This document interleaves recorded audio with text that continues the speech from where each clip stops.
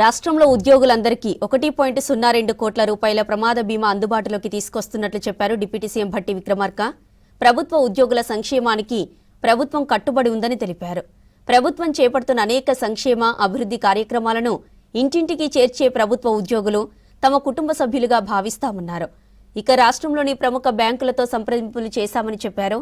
గత సర్కార్లో ఉన్న బకాయిలను క్రమం తప్పకుండా చెల్లించామని గుర్తు చేశారు భట్టి విక్రమార్క.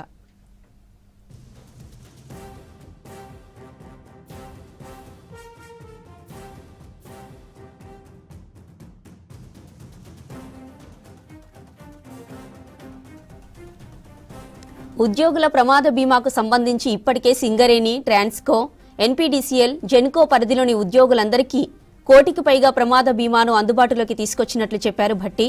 ఇక ఇప్పటికే సింగరేణిలో 38,000 మంది రెగ్యులర్ ఉద్యోగులతో పాటు విద్యుత్ సంస్థలో పనిచేస్తున్న 71,000 మంది ఉద్యోగులకు ప్రమాద బీమా అందిస్తున్నామన్నారు డిప్యూటీ సీఎం భట్టి విక్రమార్క.